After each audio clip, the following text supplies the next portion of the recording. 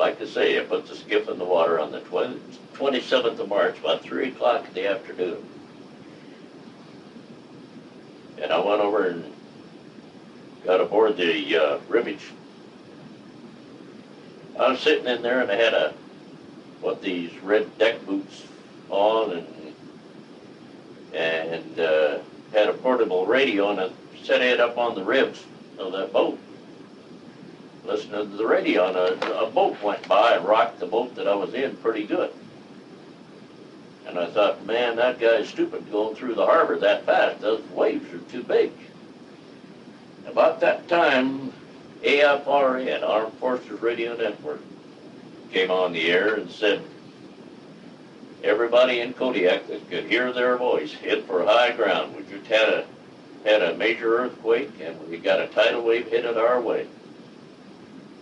Well, the pilings and buildings and all that stuff around the harbors dropped about 5.8 feet or something like that. I forget what it is now. But they dropped far enough that the ramps leading down to the docks from where you pull out, now they had walking ramps that led down to the docks. They fell away, and you couldn't get up on that dock. You couldn't get ashore. And when the tidal wave started coming in, there was 5 waves, as near as I can figure out. The third one was the worst and devastating wave of all. But this was during the first one, while the town was slowly filling up with water. I jumped out of the boat, and I tried to get the ribbage fired up, but I couldn't get away from the dock. So I killed it, took off running. It was an air start. I took off running because I knew where a skiff. I knew where his skiff was, and at that time you'd leave your keys and everything in your truck, your boat, everything out was unlocked. Nobody would bother. So I made a run for that skiff, and when I went by, I'm running down the straddle the power lines, running down this dock and then jumping the crossbars. And I turned around and looked to see where my buddy was. About that time, the lines behind me twisted and shorted out and went biz-whap. And I took off and I went by Mary Anderson's boat, who was a Kodiak boat, red and black with a little cape boat. I hollered down in the boat for her and the kid that she had with her, a young girl. And I didn't get any response, so I thought maybe she wasn't there.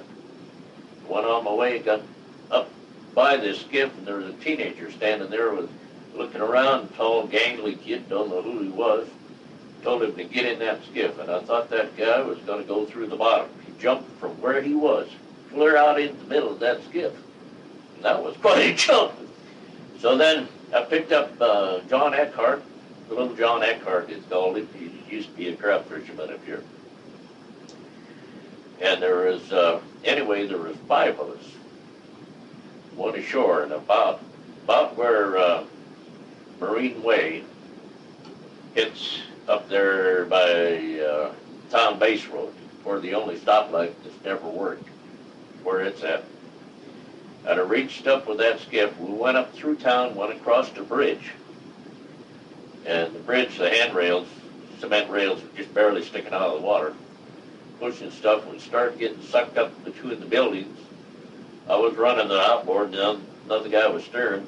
And I took an oar and kicked us away from the building so that the flow of the water wouldn't suck us in there, because there was no place to go with that one. And the water was, at that point, was about 6 foot up the side of that building. So we hit up there on the street by Size Sporting Goods. I took a piece of line and threw it over a telephone line and tied a bowline in it so the skiff could float up and down with the current or any cross currents. Then I took off up the hill.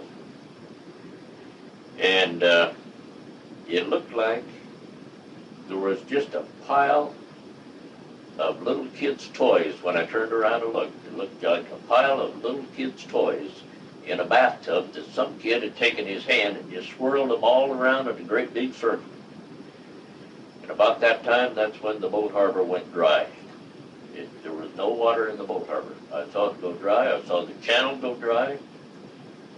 And I don't know where, there was a squirt of water come up out of that channel. It must have went 40 feet in the air, a big squirt of water, looked like a fan, went up. The earth was still shaking at the time.